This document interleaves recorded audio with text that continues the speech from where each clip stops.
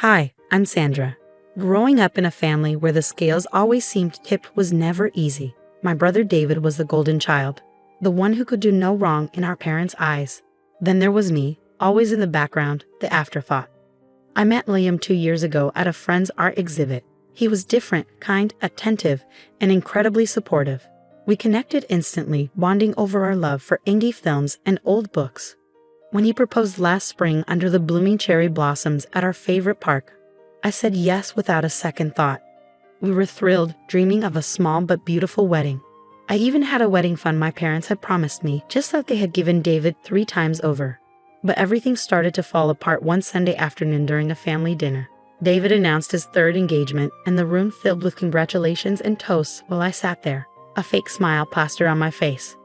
Later, when I casually mentioned my wedding plans to my parents, the room went silent. "You know, Sandra, we had to use some of your wedding fund for David's ceremony," my dad said, not meeting my eyes. "He needed it more, you understand, right?" I felt as though I'd been punched in the gut. "Use some of it?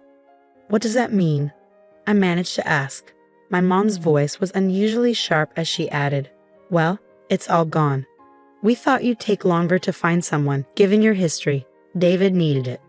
Just like that, it was gone. I could barely keep the tremor out of my voice. You promised that the money was for my wedding. How could you decide on your own to give it all to David?" "It was necessary, Sandra. Your brother has gone through a lot with his divorces. He needed a fresh start, a proper wedding to set things right," my dad explained, as if it made perfect sense to erase my dreams for David yet again. "And what about me? Don't I deserve a fresh start too?" I stood up, my chair scraping loudly against the floor. "I've been planning and saving with Liam, counting on that fund." My mom's response was cold, dismissive. "You should have been more proactive about your relationships, Sandra. We made a decision based on necessity." I left the dinner early, my heart racing and my mind reeling. Liam was waiting for me at home, and seeing his face was the only thing that felt right. That night, I broke down. We talked for hours and decided that we wouldn't let this destroy our plans. "We'll have our wedding, Sandra, no matter what," Liam reassured me, holding me close. We downsized everything, chose a smaller venue, cut down the guest list, and made homemade decorations. It wasn't the wedding I had imagined, but it would be ours, filled with love, not the weight of betrayal. That night, as I lay beside Liam, a sense of resolve settled over me. My parents had made their choice, and now I was making mine. They would not dictate my happiness. This was the beginning of my new life with Liam, free from favoritism and unfair compromises. The anger and hurt boiled inside me for days after discovering their betrayal. I needed answers, so I arranged to meet my parents for coffee one chilly morning. The air was as tense and cold as my nerves.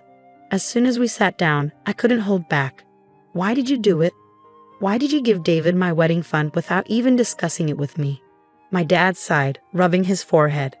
"We thought we were making the right choice. David's situation was urgent. He needed to settle down after everything he's been through." "And what about me? What about my wedding?" My voice broke, the hurt evident. My mom looked around nervously, her voice low. "Your brother needed more support, Sandra. You've always been the strong one. So that's it. You decide on my behalf because I'm strong. You spend my wedding fund as if it's nothing." The disbelief and hurt mixed into a bitter cocktail of emotions. "We didn't think you'd be getting married so soon," my dad added, trying to justify their decision. "Honestly, we thought you might back out, considering your past relationships. That's not your decision to make. It was my fund, promised to me. How could you gamble my dreams away on David's 3rd attempt at marriage?" I couldn't hide the scorn in my voice. The conversation grew heated as they piled on justifications, each one striking a nerve. They talked about family obligations and supporting each other, but all I heard was their clear preference for David. Finally, I stood up, my chair scraping loudly. "This isn't just about money. It's about trust, about respect. You've shown where your priorities lie, and sadly, it's not with me." Leaving the cafe, I felt both liberated and sorrowful. The confrontation had laid everything bare. The parents I thought I knew prioritized David over me without remorse. The emotional toll was heavy, and I spent nights ruminating over every word exchanged. It was clear they saw David as the one who needed protection, while I was just expected to cope and move on, always the resilient one. In the weeks that followed, Liam and I continued planning our wedding. We chose a quaint local park for the ceremony, a stark contrast to the lavish venues David had enjoyed. Our decorations were simple but beautiful, handmade with care and love. Our guest list included only those who truly cared for us. No pretenses, no forced smiles. When I sent out the invitations, I made a conscious decision not to include my parents. It hurt, but it was a necessary step to protect my own well-being. They had chosen their path, and now I was choosing mine. Planning our modest wedding became a healing process. With each decision, I reclaimed a piece of myself that had been overshadowed by my family's expectations and favoritism. Liam stood by me, his support unwavering. We were building something true and lasting, far from the shadows of betrayal. This wasn't just about creating a wedding day, but about laying the foundation for our future. A future where our choices mattered and where we were free from the weight of unfair family dynamics. Our wedding day dawned bright and beautiful, a stark contrast to the storm of emotions that had led up to it. The park was bathed in the golden glow of the morning sun, the air fresh and filled with the scent of blooming flowers. It was simple, nothing like the opulent affairs David had, but it was perfect for us. Liam and I had chosen every detail with care, from the wildflowers that lined the makeshift aisle to the gentle acoustic music that played in the background. Our friends and a few family members gathered, their faces bright with genuine happiness and love. There were no ostentatious displays, no unnecessary pomp, just a heartfelt celebration of two people committing to each other. As I walked down the aisle, my heart was full. I glanced at Liam, and the look in his eyes told me everything I needed to know. We were doing this right. Our vows were promises of support and companionship, spoken from the heart. When we kissed, the applause from our small group of guests felt like the sweetest music. We spent the day laughing, dancing, and sharing stories. The reception was a joyous, intimate gathering with homemade food and decorations that our friends helped create. It was a true reflection of who we were as a couple, not just a spectacle for the sake of others. Later, as we shared our wedding photos online, the reactions were immediate and overwhelmingly positive. Friends and distant relatives congratulated us, celebrating the happiness that shone through every picture. However, not everyone was pleased. When my parents saw the photos on social media, their reaction was a mix of shock and fury. They hadn't expected to be excluded, despite everything that had transpired. How could she not invite us to her own wedding? My mother's text read, brimming with indignation and hurt. After everything we've done for her. My father's response was colder and more cutting. Ungrateful. After all the years of support, clearly she's chosen her path. Their messages were a jarring note in our otherwise perfect day, but I had expected them and was prepared. With Liam's hand in mine, I felt strong enough to face the fallout. The next family gathering was tense as news of our decision spread. Whispers and sideways glances followed me whenever I entered the room. Some family members approached, questioning why I hadn't included my parents and hinting at the need for family unity. But as I explained my reasons, with Liam and those who understood supporting me, I felt a resolve within myself. This was about setting boundaries, about respecting our own needs and happiness above toxic family expectations. Despite the backlash, there was also an unexpected outpouring of support. Several cousins and aunts reached out privately, expressing their understanding and sharing their own stories of dealing with family pressures. It was comforting and reaffirming, a reminder that we weren't alone in our struggle for independence and respect.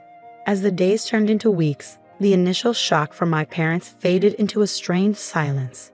They made no further attempts to confront me directly, perhaps finally realizing the depth of their mistake. Liam and I moved forward, our bond strengthened by the trials we have faced together. Our wedding wasn't just a ceremony, it was a declaration of our commitment to live on our terms, free from the shadows and expectations that had long clouded my life.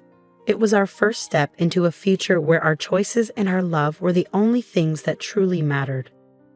A few weeks after our wedding, during a routine phone call, the tone shifted abruptly. My mom's voice was strained, laced with a faint casualness. "You know, Sandra, your father and I have been thinking. It's not right what happened. We should have a proper family wedding, a big one where we can invite everyone." I paused, letting the request sink in. Mom, Liam, and I are already married. We had our wedding, the one we wanted. But that was just a tiny thing, she pressed. We're talking about something significant, where we can celebrate with all our friends and family. Think about your father, how much it would mean to him." The conversation took a darker turn when my dad came on the line, his voice unusually somber. "I've been feeling very unwell lately, Sandra. The doctor mentioned stress could be aggravating my heart. Not seeing you get married properly is taking its toll."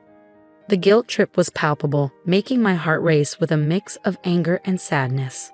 I knew this game, their manipulation had shaped much of my life. But this time, I was no longer the child they could sway with guilt. "Dad, I'm sorry you're feeling unwell, but our wedding has already happened. It was real and meaningful to us. You choosing not to support us beforehand doesn't give you the right to demand a redo now." There was a heavy pause on the line, then my mother's voice, sharper this time. "You're being very selfish, Sandra. After all we've done for you, this is how you repay us? By embarrassing us in front of our friends?" The old me might have caved, apologized, and tried to mend things, but I had grown, fortified by Liam's love and the support of true friends. "No, Mom. What's embarrassing is using your daughter's wedding fund for your son's third marriage without a second thought. Liam and I are happy with how we celebrated our love, and that's all that matters." The call ended abruptly, their words hanging in the air like a bitter aftertaste. I knew this wasn't the end of it, but I felt a newfound strength within me. I wasn't the same person who once feared their disapproval. Days later, a letter arrived, formal and cold. It was an invoice detailing every expense my parents had ever incurred on my behalf, from school fees to the smallest of loans. At the bottom, a note read, "Since you've chosen to exclude us from your life, we believe it's fair you assume these costs." Liam and I laughed hollowly over the absurdity of the document. "Are they serious?" he asked, eyebrows raised. "It's just another manipulation tactic," I said, ripping the letter in half. "But it won't work this time." We decided together that it was time to cut ties officially. I drafted an email, clear and firm, outlining why I was distancing myself from them. It highlighted their lack of respect for my autonomy and their continuous attempts to manipulate my emotions. After sending the email, I felt a surge of freedom mixed with inevitable sadness. It wasn't just about separating from my parents, it was about reclaiming my life. In the weeks that followed, the air around us seemed clearer, our decisions unclouded by guilt or obligation. We were building a life on our own terms, and every small victory felt like a triumph. Their demands for a second wedding and their manipulations had only strengthened my resolve. Liam and I were united, our foundation built on mutual respect and understanding, not on the shifting sands of familial approval. This chapter of my life was about standing firm in my beliefs, about not letting guilt and manipulation dictate my choices. It was about living a life true to myself, and that was the greatest freedom I could have ever claimed. The weeks following my decision to formally distance myself from my parents were filled with a profound, liberating silence. However, that quiet was abruptly broken by a surprise visit from my parents. One afternoon, they showed up at our doorstep unannounced, their faces a mix of determination and feigned concern. "Sandra, we need to talk," my mom said, stepping forward as if to embrace me. I held up my hand, stopping her mid-stride. "There's nothing left to discuss," I replied firmly. "You received my email. I meant every word." My dad's expression hardened. "We're still your parents, Sandra. You can't just cut us out like we mean nothing. I gave you both every chance to be part of my life in a respectful, supportive way. You chose not to take those opportunities," I said, my voice steady despite my racing heart. "What you call meaning nothing is actually me setting boundaries." They attempted to argue, to plead their case, but I was resolute. Liam and I deserve to live in peace without manipulation and guilt-tripping. This is my final decision. The confrontation reached its peak with a clarity that felt almost surreal. "Mom, Dad, I wish things were different, but they aren't. Please respect my wishes and do not contact me again." I stated the finality in my voice, mirroring the closure I sought. After a few moments of tense silence, they left, and with their departure, I felt a weight lift. I blocked their numbers, their emails, and all social media connections.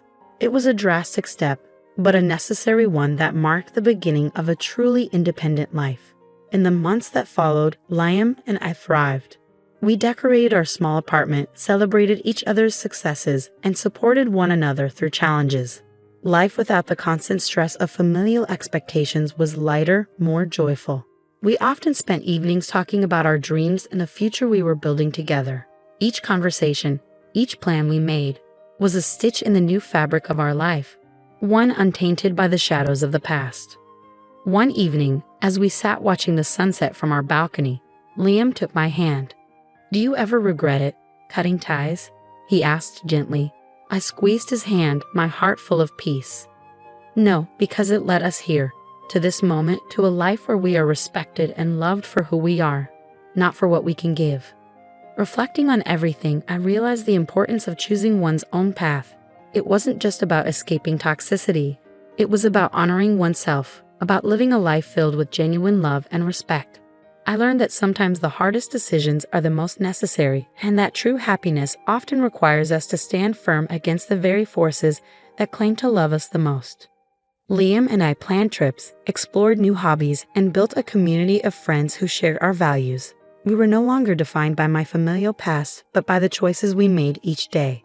As I share this story, I hope it serves as a reminder that while family can be a source of great love and support, it should never come at the cost of our self-respect or happiness. Independence isn't just about physical distance, it's about emotional and mental freedom, the kind that allows us to be truly ourselves. Thank you for being part of my journey. Your support means the world. Remember, always choose a path that respects and uplifts you. Stay true, stay bold, and never settle for less than what you deserve. This brings us to the end of Sandra's story. Now, I'd like to hear from you. Do you think Sandra was right to cut ties with her family to preserve her well-being and happiness? Or do you believe there could have been another way to handle the situation?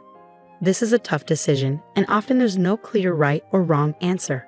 Please share your thoughts and experiences in the comments below.